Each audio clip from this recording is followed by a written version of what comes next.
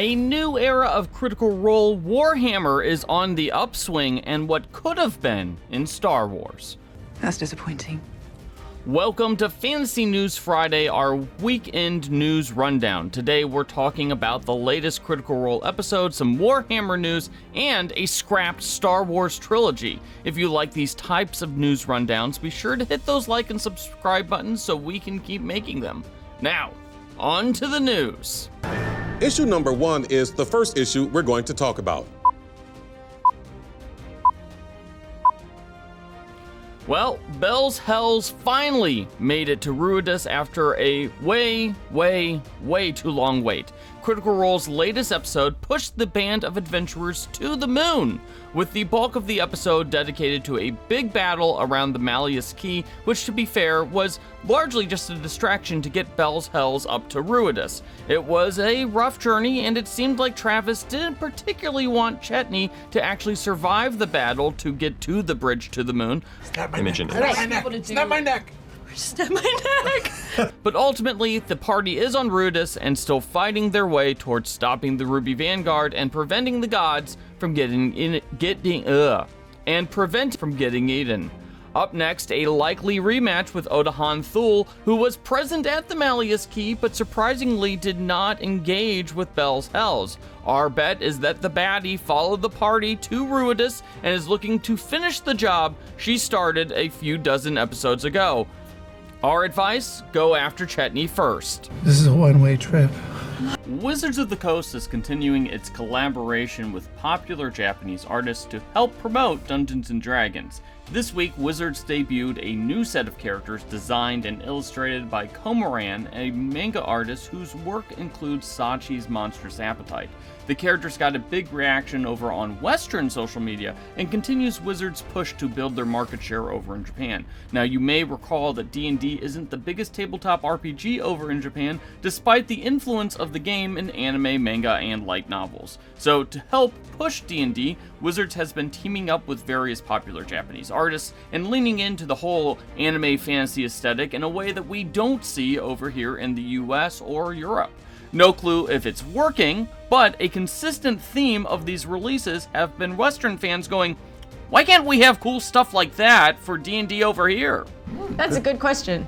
Games Workshop has officially changed the name of a popular Warhammer Fantasy character, likely because it was pulled straight out of a Marvel comic. Warhammer The Old World fans spotted that the character once named Malekith is now called Malerian in the new Warhammer The Old World rulebook. Malekith was the leader of the Dark Elves in Warhammer Fantasy, but the character had his name changed to Malerian when Games Workshop launched Age of Sigmar and turned the character into the Elven God of Shadow. Still, Malekith continued to make some appearances with his old name in various Warhammer Fantasy video games over the past few years, so some fans assumed that Games Workshop was simply differentiating between Malekith's mortal form and his new state as a god. Now, the reason for this change is probably because Games Workshop almost certainly borrowed the name Malekith from the Marvel character with the same name, who also happens to be the leader of the Dark Elves and a recurring Thor villain. Now, it was one thing when both Games Workshop and Marvel were smaller companies that just appealed to nerds and nothing else, but when Malekith, the Marvel version, appears in a movie that made hundreds of millions of dollars, it's probably time to swap out the character's name. So it is Malerian now, officially, in all parts of Warhammer.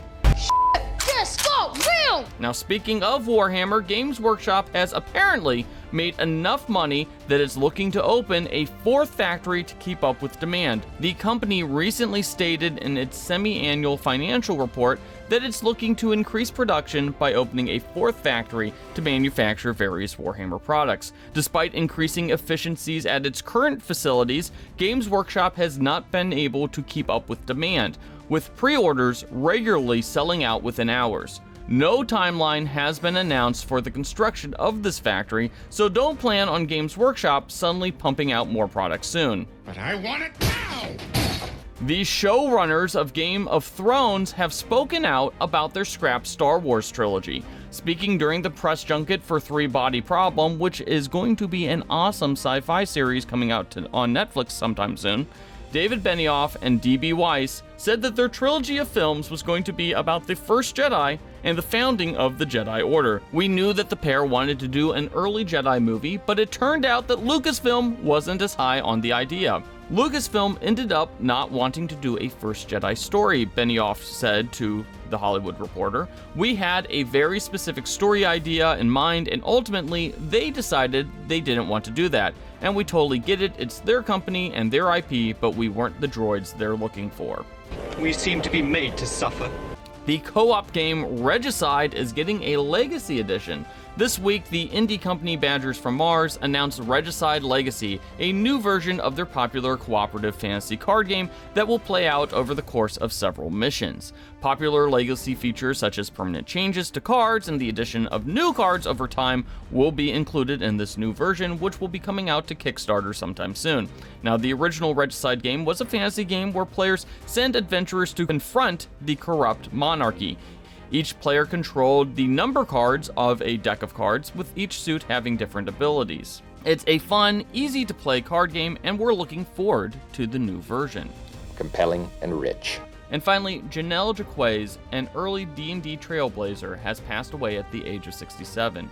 Jennel was a force during the early days of D&D, with her art appearing on the covers of several Dragon magazines and official D&D rulebooks. She also designed the popular adventure Dark Tower, which is still considered to be one of the best D&D adventures of all time, and notably was not published by TSR.